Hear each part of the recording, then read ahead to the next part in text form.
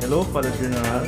After the death of Pope Francis, how did your personal encounter with him shape your understanding of leadership and mission in the church? One of the first insight for me is to see the congregation as a responsibility of everyone. No? That synodal spirituality which the Pope applied to the church.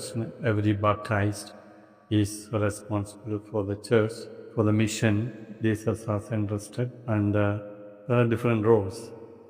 So I would look at the congregation as a co-responsibility of all of us who are proposed and in different roles. Whether I am a superior general operating from Rome, another missionary maybe in the Amazonias, in Russia, doing the same mission, but with different roles. Second is listening to what the Spirit is saying to us. It's not the liking or disliking of the superior general or provincial, but the whole question of listening to the Spirit and together listening. And this way I have sometimes made comments that it is not the liking or the disliking of the superior general that should guide the congregation, but the whisper of the Holy Spirit to all of us and in the church. Therefore we have a collective responsibility to listen to the Spirit, and I have my personal responsibility to protect that my own inclinations, my likings do not prevent that. I think the same is valid for every one of us. No? Another insight which I learned from him is to see the congregation not just from Rome, but from the peripheries. And the congregation is alive and active in the various missions. And to see the congregation from that perspective, not so much from our relation in Vatican or so-called administrative levels, which are important, the ethos of the congregational charism is in our communities. And seeing congregation from that perspective is also very important. Another aspect is this accompaniment. None of us are perfect. We cannot be solitary missionaries. We cannot live also as collections of missions.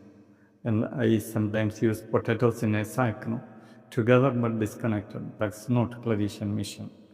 We need to care for one another, help us to grow in our vocation together. And therefore this co-responsibility, mutual accompaniment is also something I have learned from the inspirations of the Pope. What did the Pope Francis teach you or teach the congregation about responding with faith and compassion during moments of crisis or pain or difficulties? Well, the very life of the Pope, which was always very often facing challenges, criticisms, ridicule from within the church and from outside.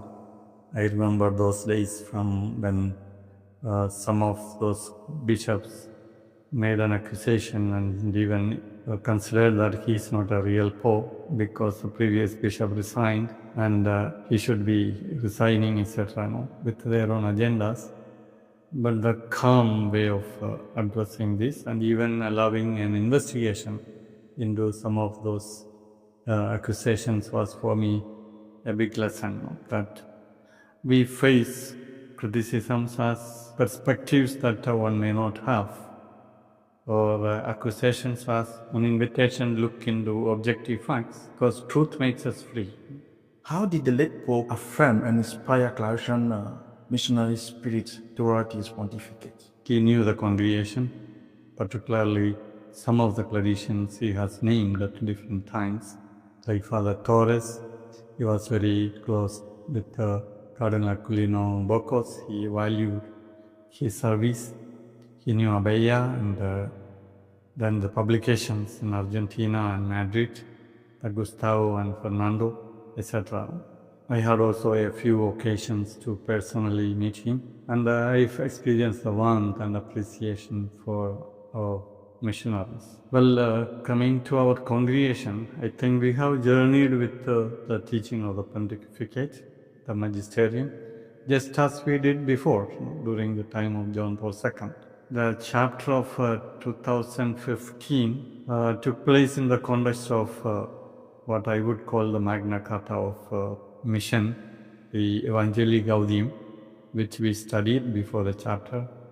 And when we had the meeting with the Pope, I told him the Evangelii Gaudium was written to Claretians. It was so touching and so relevant for us missionaries. Then one of the different writings of the Pope has shaped our own understanding and our own journey, and particularly the synodal journey. We have initiated that in the last chapter, conversations, which we call generative. Then the various writings like Laudato Si and Fratelli Tutti, and they had their own impact on us and our own reflections on SOMI, Solidarity Mission. Then the youth, we received a good impetus. And recently our document on vocations is very much influenced by the Pope's teaching and his own impact.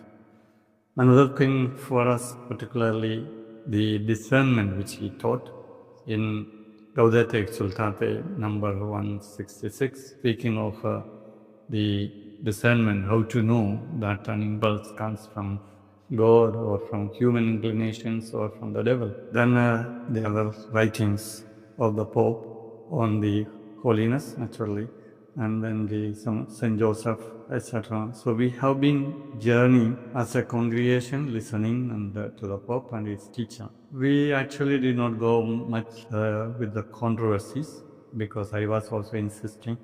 We first study, not learn what Pope teaches from the social media, from the critics, but from the documents. And that's why as a congregation, we did not go into those controversies about blessing of homosexual marriages, etc. Many false interpretations of his writings. And I would say our congregation as such, not just me, we are very grateful for the gift of the Pope to the world, to our congregation. Thank you so much, Father, and enjoy your mission in Indonesia.